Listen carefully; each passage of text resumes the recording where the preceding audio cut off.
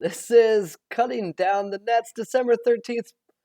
Boy, have we got a slate for you. Sacred Heart, Chicago State.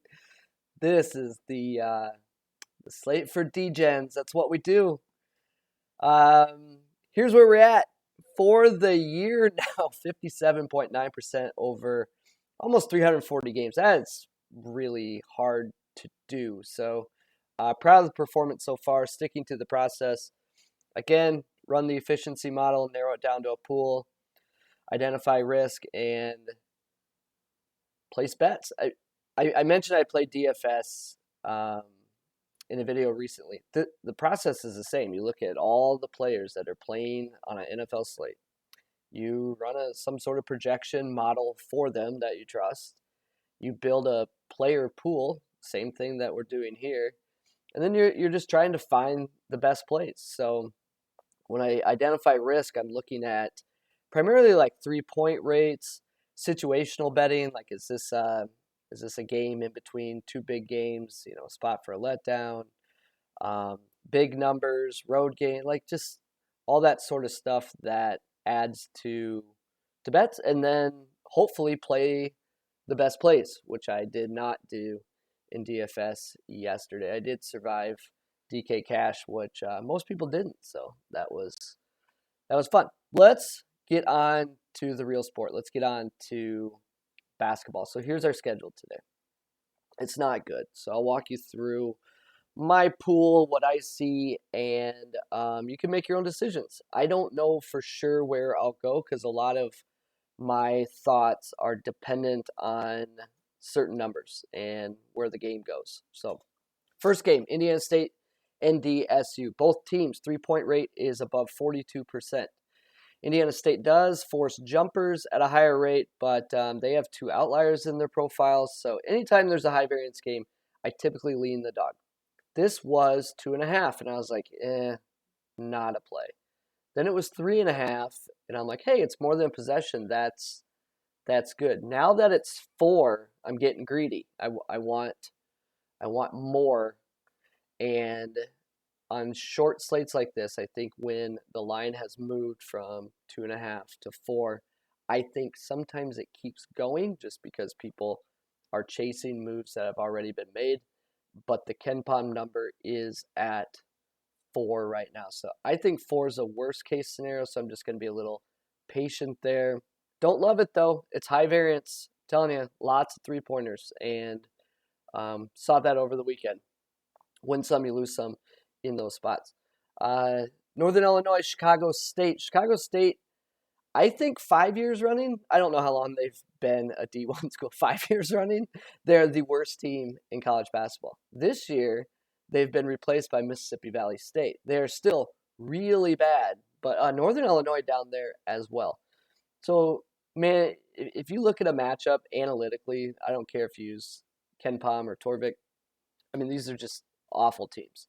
I do like Chicago State's shot selection better. I don't know, man. Yeah, two really bad teams. So if I play this game, it's going to be on Chicago State.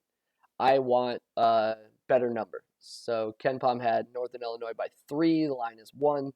So I'm just going to be patient there and hope that I get something a little better. But I mean, imagine not gambling, right? But I'll probably play Chicago State as any type of dog. I just want to squeeze the best number possible.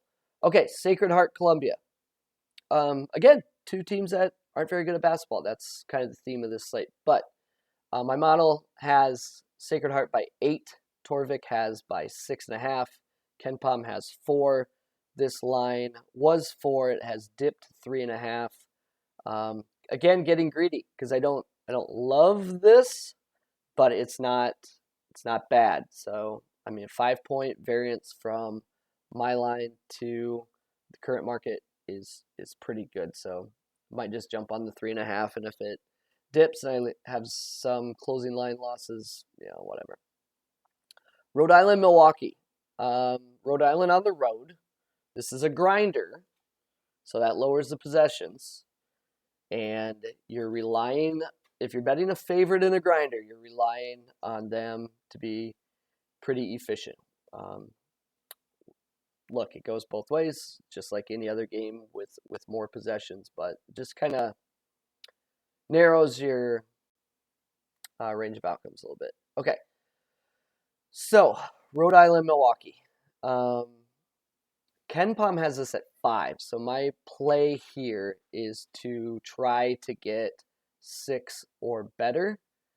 But this was 6.5. It popped to 7. It was 7. It went to 6.5. So I'm just gonna kind of monitor that. I don't have to play this game. If it got to 7.5, I'm 100% out. At 7, I don't like it. Don't want to do it. I just think that comes down a tad.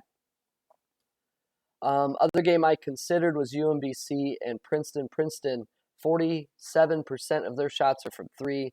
UMBC, 45% of their shots are from 3. Rebounding edge to Princeton. High variance. And look, high variance games aren't awful. I just flag them as caution.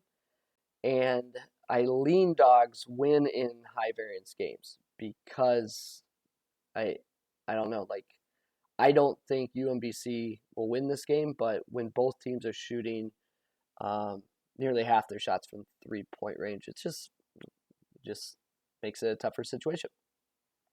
So my pool is Indiana State +4. Is that good enough for me?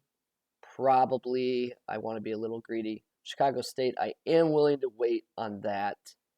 And Sacred Heart, I want 3, but hey, 3.5 is not bad. So I don't feel great about this slate. I don't think anyone does, but hey, trust the model and pick your spots. And I'm comfortable with this pool, and then I'll be monitoring Rhode Island. So that's it, man. It's a short schedule, so that's easy. But man, some gross basketball games. Tomorrow's schedule is pretty full, some mismatches, stuff like that. But I'll have a video out tonight for that. So give you a little more time to prepare, maybe grab some openers. Thanks for stopping by. Cutting down.